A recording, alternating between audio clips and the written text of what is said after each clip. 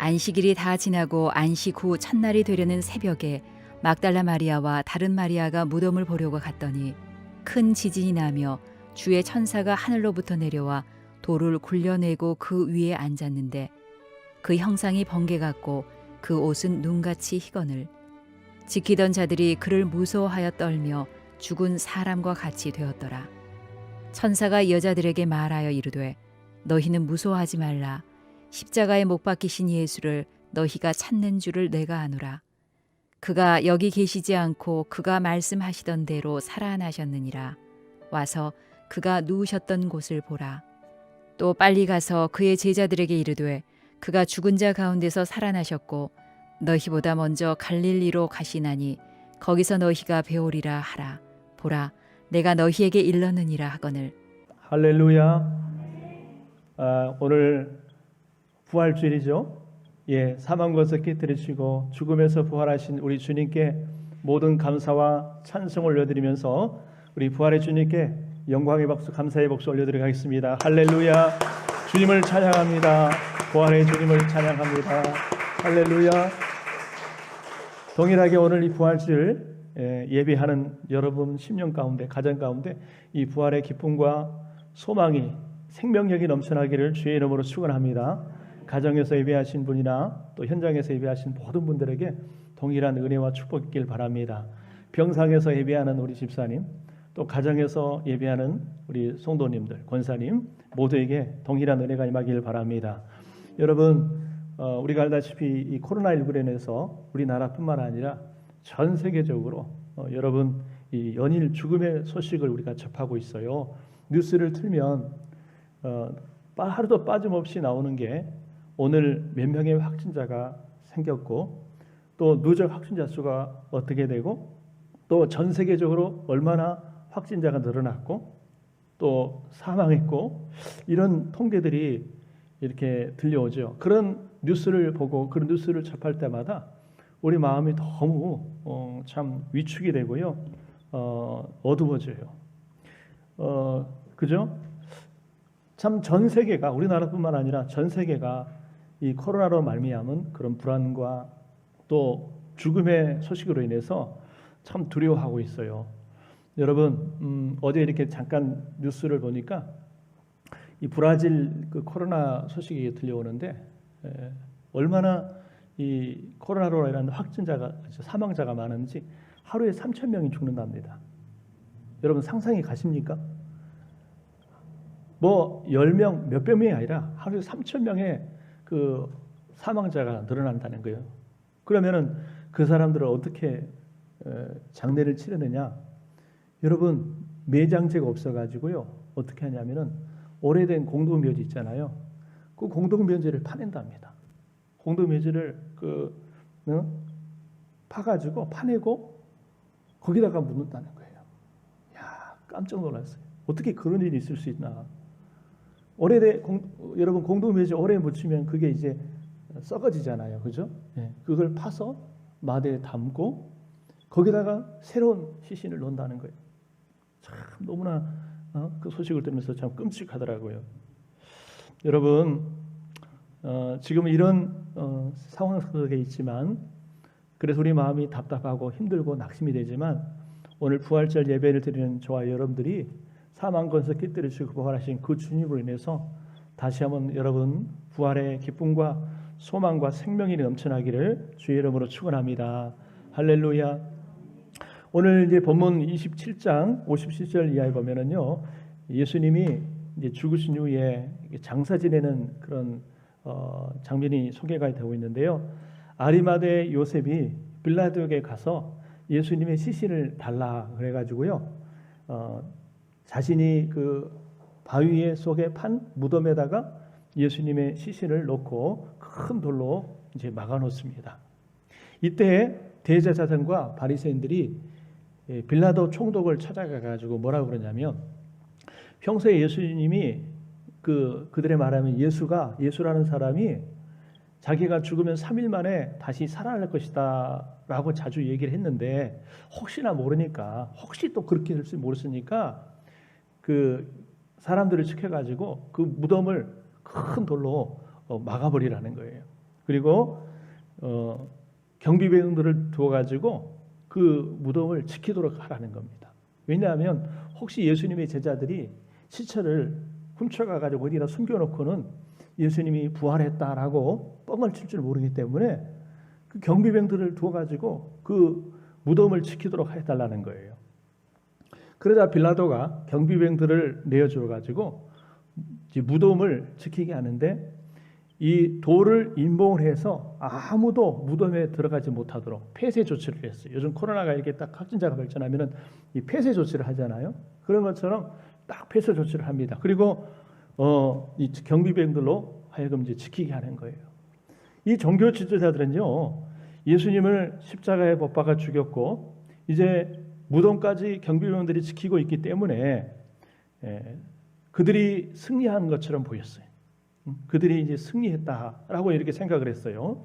그런데 이것으로 끝났습니까? 그것으로 끝난 게 아니죠. 여러분 28장 1절, 자 여기 앞에 화면 이렇게 보시면서 봅시다. 21장 1절 보면은 안식일이 다 지나고 안식 후 첫날이 되려는 새벽에 이 막달라 마리아와 다른 마리아가 무덤을 보려고 갔더니, 여러분 안식일이 다 지나고 안식 후 첫날이면 언제냐면은 주일입니다. 우리 말하면 안식 후 첫날이 바로 주일이에요. 여러분 예수님은 주일에 부활하신 줄 믿습니다. 왜 우리가 주일을 지켜요? 예수님이 주일에 부활하셨기 때문에 그 부활하신 그 부활을 기점으로 해서 우리가 이 주일을 지키는 거예요. 안식일을 지키는 게 아니에요. 우리가 주일을 지키는 겁니다. 이 안식일이 지나고 안식 후 첫날 주일에 여기 보니까 새벽에 막달라 마리아와 다른 마리아가, 마가복음 보면은요 야고보의 어머니 마리아와 또 요한의 어머니 살로메도 이렇게 나오는데, 이 여인들이 이 무덤을 이제 찾아가는데 이 제대로 장례도 치르지 못하고 돌아가신 예수님의 죽음이 너무나 안타까워서 안식일이 지나자마자 끝나자마자 새벽같이 그 예수님의 무덤을 찾아가는 거예요. 찾아가서 어떻게 하려고 그랬을까요? 향품을 준비해 가지고 그 시신에다가 발라드리려고 그렇게 여인들이 예수님을 찾아간 거예요. 마가복음서에 보면은요, 그들은 그 무덤을 찾아가면서 고민을 했다고 그랬어요. 어떤 고민을 했냐면은 이 무덤이 큰 돌로 막아져 있을 텐데 그 무덤의 문을 막고 있는 그 돌을 누가 옮겨주지? 우린 여자들이니까 힘이 없는데, 여자들이라서 힘이 없는데 저 무거운 돌을 누가 옮겨줄까? 이제 그런 고민을 하고 찾아갔다라고 마가복음서에 나와 있어요. 그런데 가보니까 어떤 일이 일어났냐면은 여러분 아주 놀라운 소식을 발견하게 되죠. 여러분 2절 3절 봅시다. 거기 보면은 큰 지진이 나며 주의 천사가 하늘로부터 내려와 돌을 굴러내고 그 위에 앉았는데 그 형상이 번개 같고 그 옷은 눈같이 희거늘. 가봤더니요, 자신들이 생각했던, 자신들이 고민했던 것 같은 그런 전혀 다른 일이 벌어지고 있어요. 천사가 하늘로부터 이렇게 내려왔는데 여러분 갑자기 큰 지진이 나더니 그 천사들로 인해서 그 무덤을 막고 있던 큰 돌이 옮겨지는 거예요. 즉 무덤의 문이 활짝 열리게 된 것입니다. 이 대제사장들과 바리새인들이 공권력을 동원해서 그 무덤을 임봉을 하고 경비병을 세워서 철통같이 지켰지만 여러분 그 예수님을 무덤에 가둘 수가 없었다는 거예요. 하나님은 주의 천사를 보내셔서 지진을 일으키게 하시고 그 무덤을 막고 있는 그 돌을 여러분 굴러가게 하신 거죠. 오늘 보세요. 제가 사진을 하나 준비했는데 여러분 보면 이 바위 속에다가 이렇게 무덤을 만들어 가지고 저 큰 돌로 이렇게 막아 놓거든요. 여러분 너무나 크기 때문에 여자들이 옮길 수가 없어요. 많은 사람들이 저걸 옮겨야 옮길 수 있는데 이 여인들이 한 것이 아니라 여러분 하나님이 지진이 일어나게 하시고 천사들을 통해서 굳게 닫혀있던 그 무덤을 열어 제치신 거예요. 여러분 이렇게 무덤을 여셨다. 이건 뭘 의미하냐면 여러분 죽음에 대한 예수님의 승리를 의미하는 줄 믿습니다. 빈 이 무덤의 문이 열렸다라고 하는 것은 죽음에 대한 예수님의 승리를 여러분 의미하는 거예요. 이 장면을 보면서 그 무덤을 지키고 있던 자들이 무서워 떨면서 죽은 자 같이 되었다 그랬어요. 지키던 자들이 그를 무서워하여 떨며 죽은 사람과 같이 되었다라. 여러분, 이 무슨 말이냐면 시체를 지키던 그 경비병들은 시체처럼 이렇게 굳어져 버렸고 그 속에 있었던 시신이 여러분 살아나셔서 부활하셨다는 거예요. 이에 천사가 여자들에게 말합니다. 마태복음 28장 5, 6절 보면 우리 같이 한번 읽어보겠습니다. 아주 오늘 말씀 중요한 말씀이니까요. 같이 읽어봅시다. 시작. 큰 천사가 여자들에게 말하여 이르되 너희는 무서워하지 말라. 십자가에 못 박히신 예수를 너희가 찾는 줄을 내가 아노라. 그가 여기 계시지 않고 그가 말씀하신 대로 살아나셨느니라. 와서 그가 누우셨던 것을 보라. 아멘. 여러분, 이 천사가 얘기합니다. 지금 그가 십자가에 달려 죽은 예수가, 너희가 찾는 예수가 여기 계시지 않고 말씀하신 대로, 예언하신 대로 살아나셨다. 와서 한번 봐라. 누우셨던 것을 한번 봐라. 여러분, 보니까 여러분 뭐예요? 빈 무덤인 거예요. 여러분, 그 전까지 이 여인들은 어떤 예수님을 찾고 있었냐면은 십자가에 처참하게 못 박혀 죽으신 예수, 그 죽은 예수님을 찾고 있었습니다. 그들의 머릿속에는요, 살아계신 예수님이 아니라 십자가상에서 못 박혀서 비참하게 처참하게 돌아가셔가지고 죽으시고 그 무덤 속에 시신으로 누워있는 그 예수님을 생각했어요. 무력하신 예수님, 불쌍하신 예수님, 그 예수님을 생각해서 그 예수님의 시신에 향유라도 발라드려야겠다라고 찾아온 것입니다. 이 방부제를 들고 아침 일찍 무덤을 찾아간 여인들은 예수님이 부활하셨으리라고 하는 전혀 상상을 하지 못했어요. 그런데 아침 일찍 가보니까 예수님은 부활하시고 빈 무덤은 텅텅 비어 있어요. 그때서야 이 여인들이 그 3일에 살아나라고 하신 말씀을 기억하고 믿을 수가 있었어요. 오늘 여러분 이 자리에 함께 예배하는 저와 여러분들은 어떤 예수님을 믿고 있습니까? 이 여인들이 아직 예수님 부활을 경험하지 못했을 때의 모습처럼 오늘 저와 여러분들은 정말 살아계신 예수님을 믿고 있습니까? 아니면 십자가에 못 박혀서 죽어버리신 그 죽은 예수님을 믿고 있습니까? 혹시 부활하셔서 살아계신 예수님이 아니라 아직도 무덤 속에 계신 예수님을 여러분 믿고 있지는 않습니까? 무덤 속에 죽어버린 예수님, 무기력하신 예수님, 그런 예수님으로 여러분들은 믿고 있지는 않습니까? 그러나 여러분, 예수님은 거기 계시지 않았어요. 무덤 속에 계시지 않았습니다. 예수님은 평소에 그가 말씀하신 대로 여러분 죽은 지 사흘 만에 사망 근설을 깨뜨리시고 살아나셨어요. 할렐루야. 예수님은요, 이전에도 여러 번 자신이 부활하실 것을 말씀하셨어요.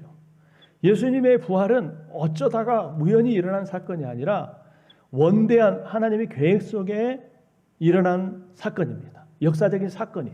하나님이 구약시대부터 이미 예언하셨고 말씀하셨고 예수님이 살아계실 때도 말씀하셨고 그것이 실제적으로 이루어진 사건이 여러분 부활 사건이에요.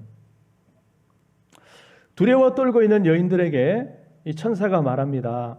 그가 여기 계시지 않고 그가 말씀하신 대로 살아나셨느니라. 와서 그가 누우셨던 것을 보라. 그래서 여러분 보니까 그 속에 있어야 될 예수님의 시신이 없는 거예요. 대신 무덤이 비어 있는 거예요. 여러분, 예수님은 어떤 사람들이 얘기한 것처럼 영혼만 부활하는 것이 아니라, 보이지 않는 영혼만 부활하는 것이 아니라 여러분 그분의 육체가 부활하셨다는 사실을 여러분 기억하시길 바랍니다. 여러분 영혼의 부활이 아니라 육체의 부활이에요. 그래서 예수님의 무덤은 빈 무덤입니다. 자, 제가 또 하나 이제 사진을 준비했어요. 저는 잘 보이는데 이 조명 때문에 여러분이 잘 보일지 모르겠어요. 여러분 앞에 화면이 좀 희미할 거라 생각하는데 저 화면, TV 화면은 잘 보이는데요. 여러분 보십시오. 자, 무덤에 문이 열려져 있고 그 안에 누워 있어야 될 예수님의 시신은 어디 있어요? 없어요? 없어요. 여러분, 예수님이 묻히셨던 무덤은 뭐예요? 빈 무덤이에요. 할렐루야. 그래서 여러분, 기독교는 무덤의 종교가 아니에요. 기독교는 무덤의 종교가 아니라, 따라합시다. 기독교는 빈 무덤의 종교다. 여러분, 기독교는 빈 무덤의 종교예요. 여러분, 기독교와 세상 종교의 가장 큰 차이점이 무엇인지 아십니까? 여러분, 기독교에 있는 것들이 세상 불교라든지 세상 모든 종교에 다 있습니다. 사랑, 자비, 선행, 구제, 다 있어요. 다 있어요. 그런데 이 기독교와 세상 종교의 가장 큰 차이점이 뭐냐면 바로 부활입니다. 여러분 믿습니까? 여러분, 세상의 종교가 여러분 기독교를 모방하고 기독교의 어떤 그런 예배라든지 또 여러 가지 프로그램들을 따라하고 모방하고 여러분 그럴 수 있지만, 그러나 결코 모방할 수 없는 것이 뭐냐면 바로 예수 그리스도의 부활입니다. 부활. 여러분, 다른 종교에는요, 어떤 세상의 종교에도 여러분 부활을 말하고 있는 종교는 없어요. 부활이 없습니다. 기독교가 이 땅에 탄생하게 된 것은 부활 때문이에요. 그래서 기독교는 부활의 종교다. 할렐루야. 우리 한번 따라합시다. 기독교는 부활의 종교다. 할렐루야. 그러니까 부활이 없으면 여러분 기독교도 없어요. 부활이 없다면은 여러분 그리스도도 없어요. 세상의 종교가 아무리 기독교를 모방하고 해도요, 모방할 수 없는 것이 바로 부활 신앙이고, 흉내 내려고 해도 흉내 낼 수 없는 것이 바로 부활입니다. 그래서 기독교에서 부활 신앙을 빼버리면 더 이상 여러분 기독교일 수가 없어요. 여러분 한번 생각해 봅시다. 만일 부활이 없다고 한다면 어떻게 될까요? 고린도서 15장에 보면은 이 고린도서 15장을 보통 부활장이라고 그래요. 사도 바울이 부활의 그 신앙, 부활의 교회에 대해서 아주 구체적으로 우리에게 가르쳐 주고 있는데, 이 고린도서 15장 1절에 보면은 당시에 죽은 자의 부활이 없다라고 주장했던 사람들이 많이 있었던 것 같아요. 야, 죽으면 끝이지 무슨 죽은 자가 부활하냐, 그런 사람들이 많았던 것 같아요. 이에 대해서 사도 바울이요, 아니다, 부활은 분명히 있다라고 하면서 여러분 부활을 얘기해 주는 게 이제 15장에 나와 있는데, 여러분 그러면서 만일 부활이 없다면 어떻게 되느냐, 15장에 나와 있어요. 자, 부활이 없다면요, 첫째는 예수님의 부활도 없어요. 고린도서 15장 13절 보면은 만일 죽은 자의 부활이 없으면 그리스도도 다시 살지 못하였으리라. 자, 여기 있죠? 우리 같이 한번 읽어볼까요? 자, 시작. 만일 죽은 자의 부활이 없으면 그리스도도 다시 살아나지 못하셨으리라. 그리스도께서 만일 다시 살아나지 못하셨다면 우리가 전파하는 것도 헛것이고 또 너희 믿음도 헛것이며. 예, 아주 중요한 말씀. 여러분, 죽은 자의 부활이 없으면 예수님의 부활도 없다는 거예요. 근데 부활이 있기 때문에 여러분 예수님의 부활도 있다는 겁니다. 또한 부활이 없다면 뭐예요? 우리가 전파하는 것도 헛것이고 우리의 믿음도 헛것이라는 거예요. 여러분, 우리가 얼마나 믿음을 소중하게 여깁니까? 믿음을 생명처럼 여기는데 만일 죽은 자의 부활이 없다면 뭐예요? 우리의 믿음도 헛것이라는 겁니다. 여러분, 부활이 없으면 우리의 어떤 이 땅에서의 수고에 대한 보상도 없어요. 아무것도 없어요. 그리고 또 봅시다. 자, 여러분 같이 한번 또 읽어보겠습니다. 시작. 만일 그리스도께서 다시 살아나신 지 없으면 너희 믿음도 헛되고 너희가 이전에 죄 가운데 있을 것이요, 만일 그리스도 안에서 우리가 바라는 것이 다만 이 세상의 삶뿐이면 모든 사람 가운데 우리가 더욱 불쌍한 자리라라. 그리스도께서 만일 부활이 없다면 예수님의 부활도 없고 또 예수님이 부활하지 못했다면 너희 믿음도 헛되고 너희가 여전히 죄 가운데 있을 것이고 너희가 여전히 버린 자 가운데 있을 것이고 세상 모든 사람 가운데 가장 불쌍한 사람들이다라는 거예요. 그죠? 진짜 부활이 없다면 우리는 정말 우리의 믿음도 헛될 것이고 우리가 세상에서 가장 불쌍하고 미련한 사람들이라 아마 여겨질 거예요. 그렇지 않겠습니까? 그러나 여러분 부활이 있고 예수 그리스도의 부활이 있고 우리의 부활이 있기 때문에 여러분 우리는 우리의 믿음이 헛되지 않고 여러분 우리는 불쌍한 자들이 아니라 세상에서 가장 복된 사람들이라는 사실을 여러분 기억하시길 바랍니다. 할렐루야. 정말 부활이 있고 예수님의 부활이 있고 그 부활로 인하여 내가 죄사함을 받고 내가 부활에 동참할 수 있고 그러니 얼마나 여러분 우리가 복된 사람들이에요. 어떤 사람이요 신문사에 와가지고 당돌하게 이렇게 얘기했어요. 내가 하나님의 아들 메시아요 나를 신문에 내주시오 그렇게 말했습니다. 내가 메시아가 나타났다고 신문에 한번 신문에 내달라고 이렇게 얘기를 했어요. 그런데 그러면 이제 신문사에서는요 깜짝 놀랄 줄 알았어요. 메시아가 나타났다 그러니까 신문사에서는 깜짝 놀랄 줄 알았는데 이 신문사에서요 아무런 반응이 없는 거예요. 깜짝 놀라지도 않고 관심도 없어요. 그래서 물었습니다. 아니 내가 하나님의 아들 메시아라는데 왜 놀라지도 않고 신문에 내주지도 않습니까? 라고 물었어요. 그랬더니 이 신문 편집 담당자가 말했습니다. 당신이 살인을 하거나 세상을 놀라게 하는 범죄를 하면 신문에 내겠습니다. 그죠? 뭐 큰 범죄를 하거나 큰 사건을 터지면 신문에 나오잖아요. 예.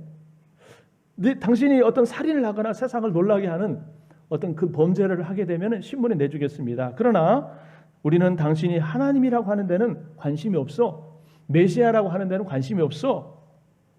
이렇게 얘기를 했어요.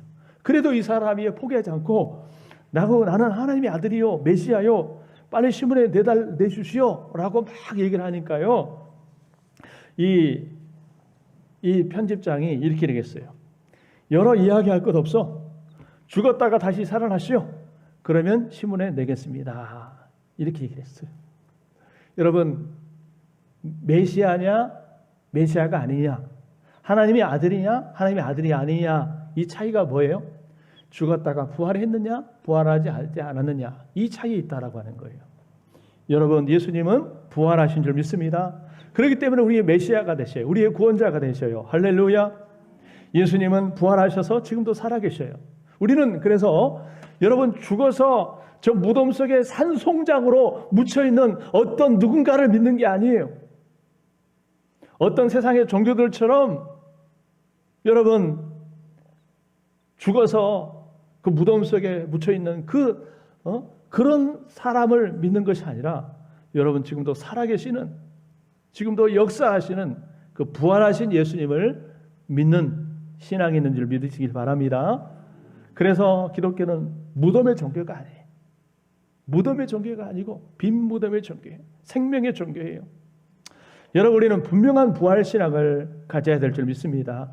어떤 사람의 신앙생활을 평가함에 있어서 저 사람의 신앙이 진짜냐 아니냐 이거를 판가름하는 기준이 뭐 여러 가지가 있겠습니다만은 그러나 좀 아주 본질로 들어가 가지고 알 수 있는 게 뭐냐면은 그 사람의 신앙이 부활 신앙이 있느냐 없느냐 이걸 보면은 알 수가 있습니다.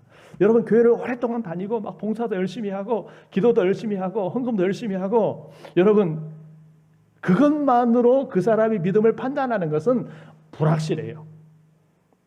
뭘 보면 알 수 있느냐? 그 사람이 부활 신앙이 있느냐 없느냐 이게 가장 중요한 본질적인 것이라고 생각을 해요. 여러분 요한복음 11장에 보면은 잘 아시는 나사로의 죽음이 나와요. 예수님이 사랑하는 나사로가요 죽어가지고 무덤에 장사 지낸 지 3일이 됐어요. 이 팔레스타인 지역은요 날씨가 덥기 때문에 사람이 죽으면요 빨리 부패가 됩니다. 그래서 이제 이 죽었으니까 염을 해가지고 돌 무덤을 파서 거기다가 이제 시신을 묻었단 말이에요. 근데 3일이 됐으니까 여러분 시신이 여러분 부패해 갈 거 아니겠습니까? 그런데 여기 성경에 보니까 예수님이 나사로의 무덤 앞에서 뭐라고 했는지 아십니까? 요한복음 11장 25절 26절에 보면은 그 나사로의 누이 마리아와 마르다 거기 나오죠? 이 마르다에게 예수님이 이렇게 얘기를 했어요. 자, 같이 한번 읽어봅시다. 시작. 예수께서 이르시되 나는 부활이요 생명이니 나를 믿는 자는 죽어도 살겠고 무릇 살아서 나를 믿는 자는 영원히 죽지 아니하리니 이것을 내가 믿느냐. 아멘.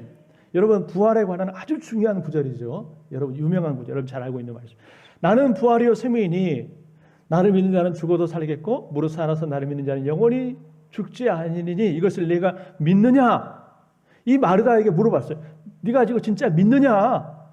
진짜 믿느냐라고 물어보신 거예요.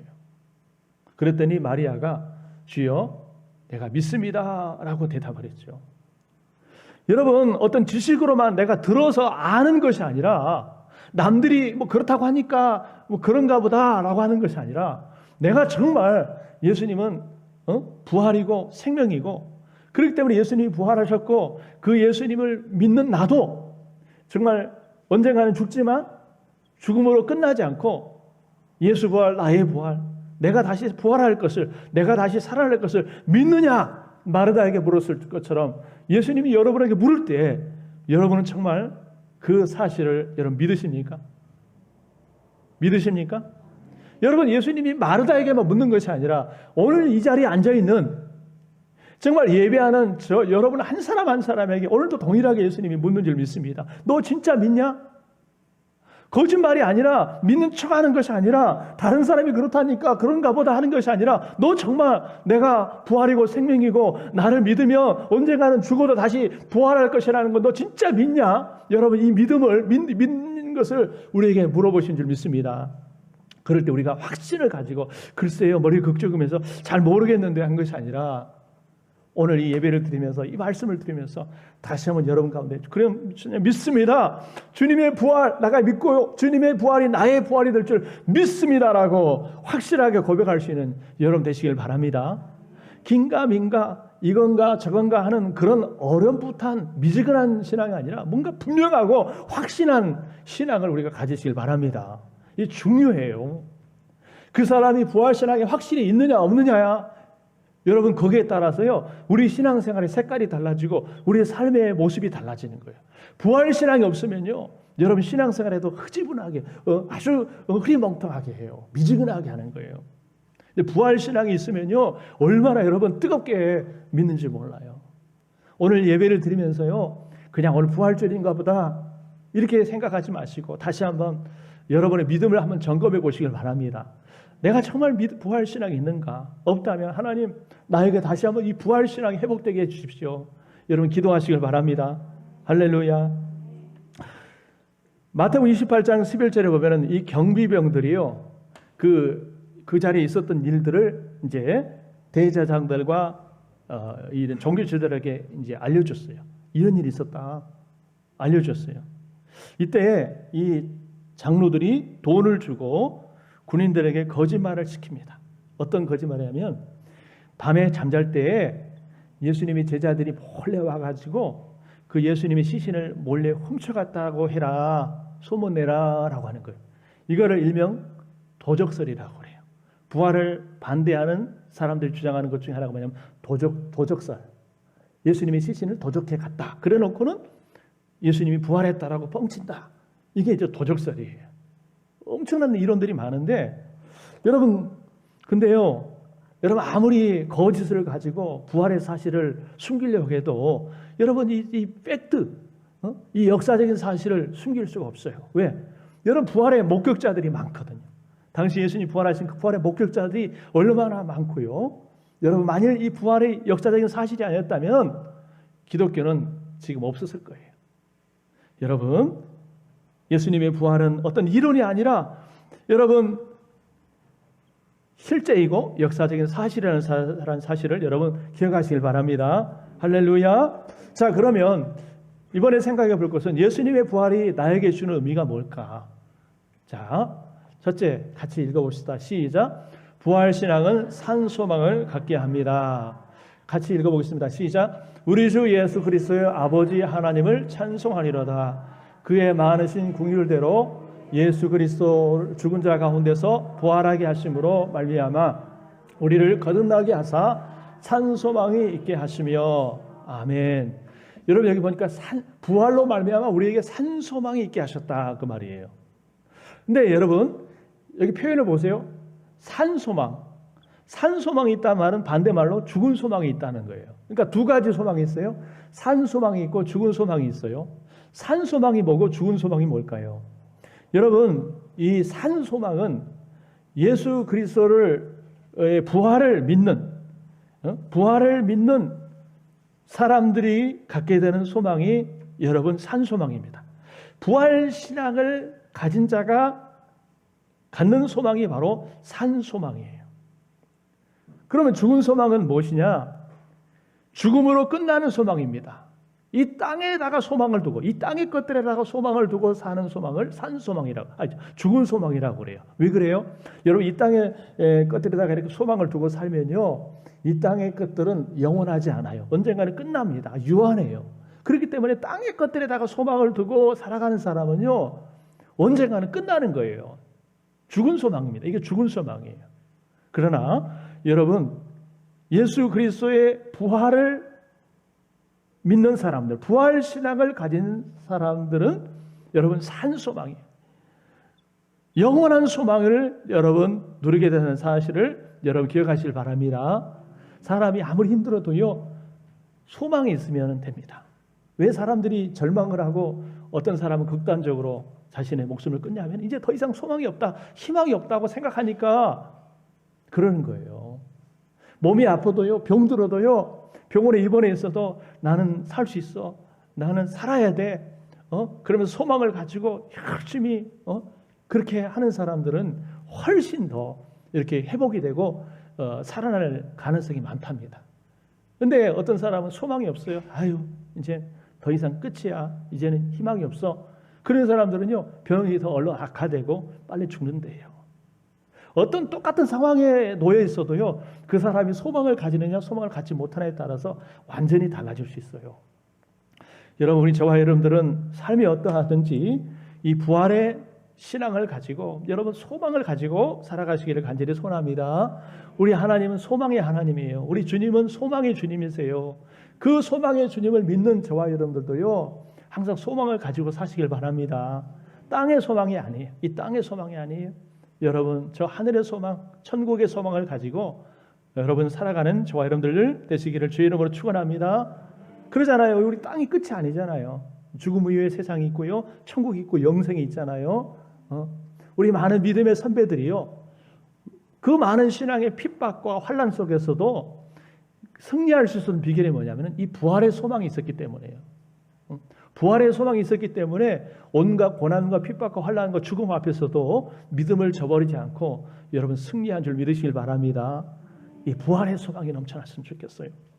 두 번째로 같이 읽어봅시다. 시작. 예수님의 부활은 우리의 부활을 보장해 줍니다. 한번 따라합시다. 예수 부활, 나의 부활. 여러분 저기 보면요, 자, 우리 고린도서 15장 20절 같이 읽어봅시다. 시작. 그러나 이제 그리스도께서 죽은 자 가운데서 다시 살아나 잠자는 자들의 첫 열매가 되셨도다. 아멘. 예수님의 부활을 잠자는 자들의 첫 열매다, 이렇게 해요. 여러분, 성경은 죽음을 죽음으로 표현하지 않고 뭐라고 표현하면 잔다라고 표현해요. 여러분, 세상 어떤 종교가 죽음을 잔다라고 표현한 종교가 없어요. 그죠? 왜 잔다라고 표현할까요? 잠잔다는 것은 깨어나는 걸 전제로 하거든요. 여러분, 우리는 죽지만은 그 죽음이 끝이 아니라 죽음 이후에 다시 깨어나고 살아나는 은혜가 있는 줄 믿습니다. 근데 잠자는 자들의 첫 열매, 첫 열매는 뭐냐면은 열매가 이제 가을이 되면은 이제 열매가 있잖아요. 첫 열매가 맺히면은 첫 열매로 끝나는 것이 아니라 두 번째, 세 번째 계속 열매가 맺어지는 거예요. 그걸 의미합니다.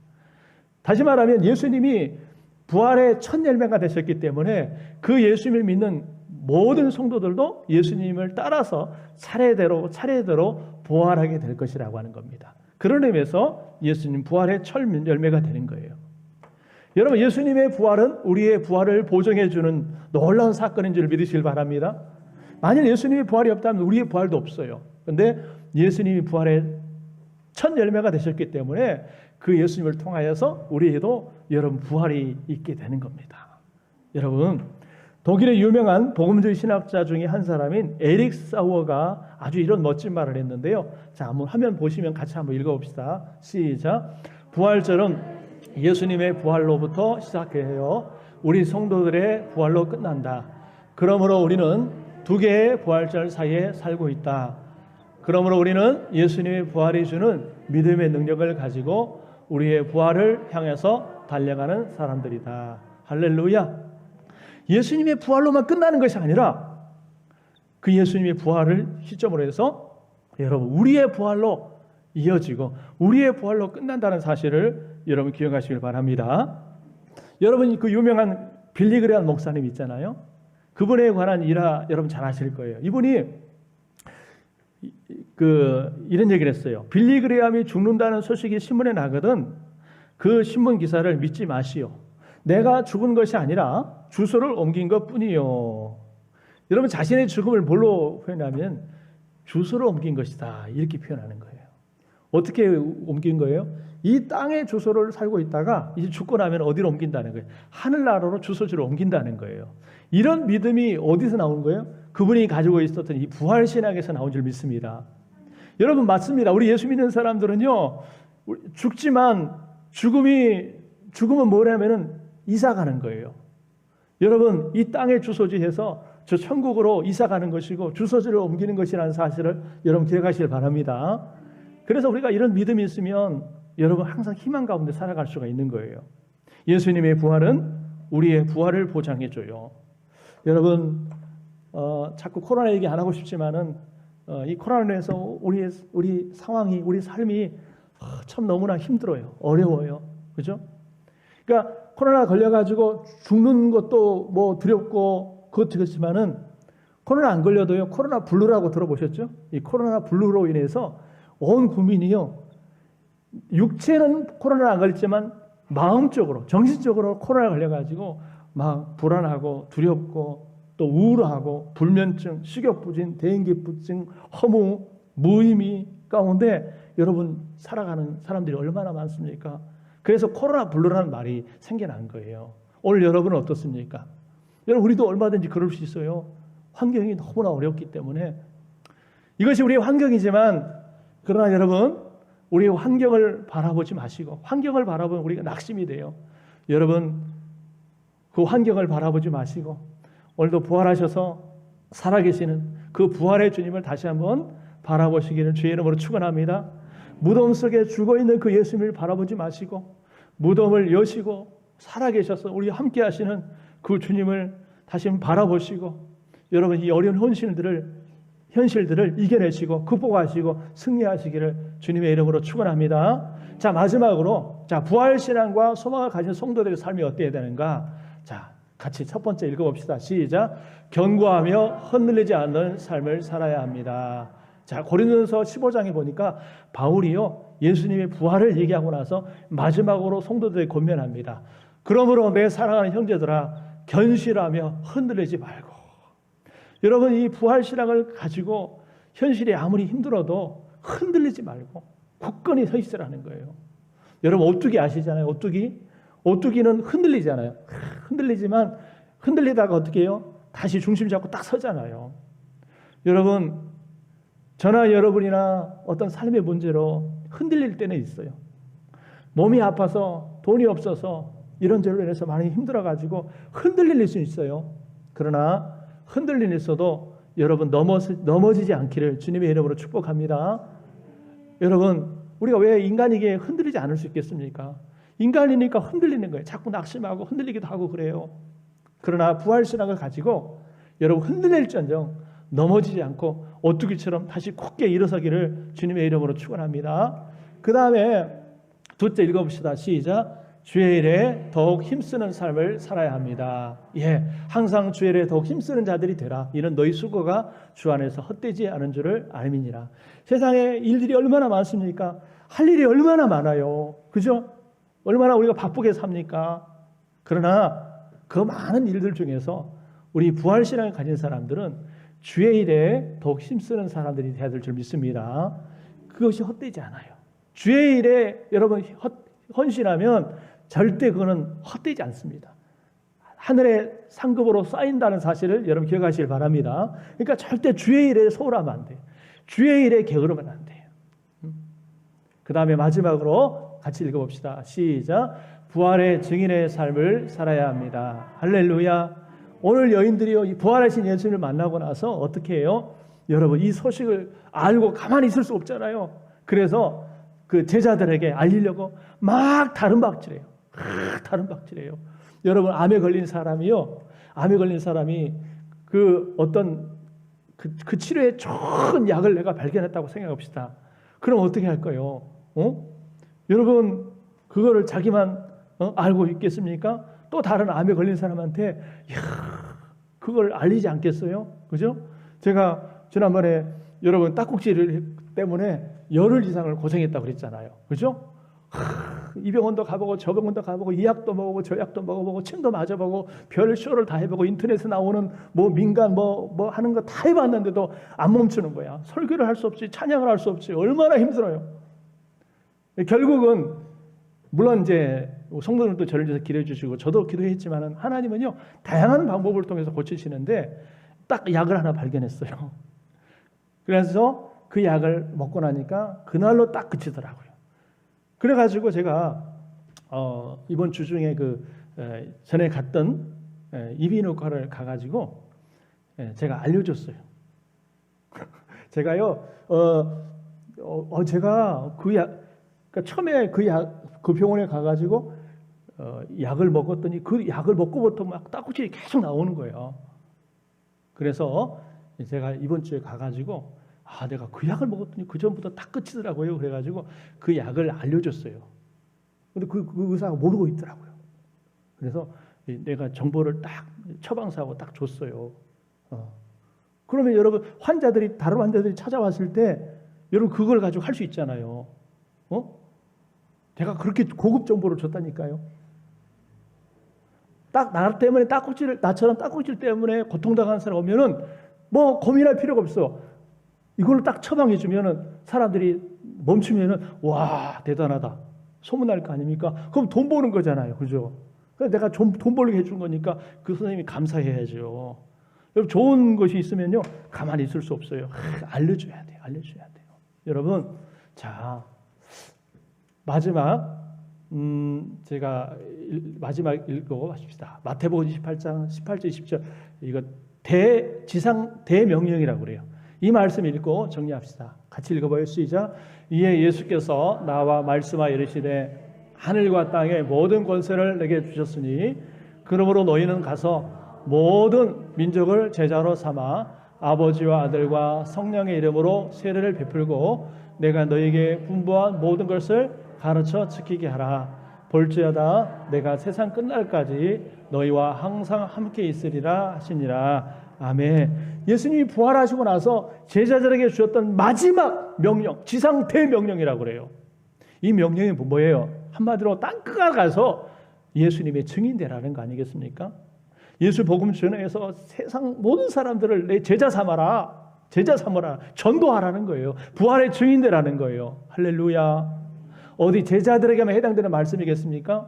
오늘 이 자리에 앉아있는 예수를 믿어서 부활의 신앙을 가진 저와 여러분에게 주신 동일한 하나님의 명령인 줄 믿습니다. 여러분 우리 부활의 증인되어 살아가길 바랍니다.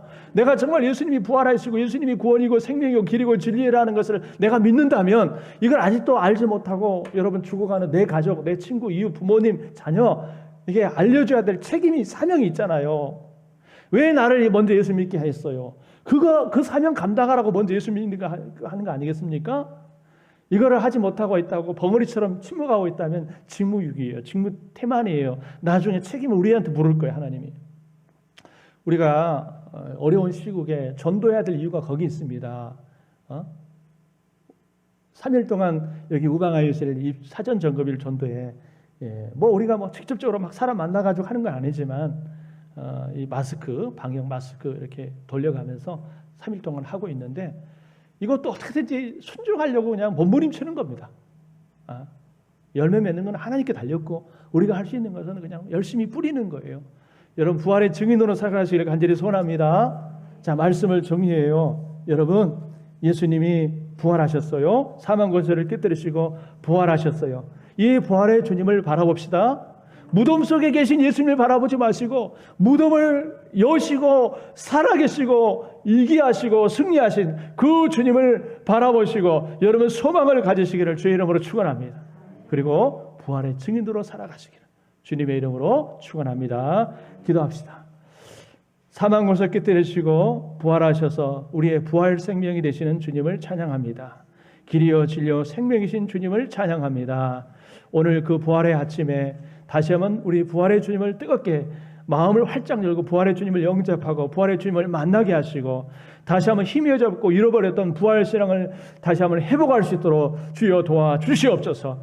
부활하신 주님을 만났던 여인들이 기뻐 뛰며 이 부활을 증거하기 위해서 다름질하였던 것처럼 우리도 이 부활의 소식을 인하여서 기뻐하며 이 부활의 소식을 알리기 위해서 정말 내 이웃들에게 힘차게 달려나가서 전하는 부활의 증인들이 될 수 있도록 인도하여 주옵소서. 코로나19로 인해서 고통당하는 영혼들, 육체적인 질병 가운데 있는 영혼들, 마음이 힘들고 지친 영혼들이 있다면 주께서 찾아가 주시고 만나 주시고 다시 한번 부활의 소망이 넘쳐날 수 있도록 은혜의 은혜를 더하여 주옵소서. 예수님의 이름으로 기도하옵나이다. 아멘.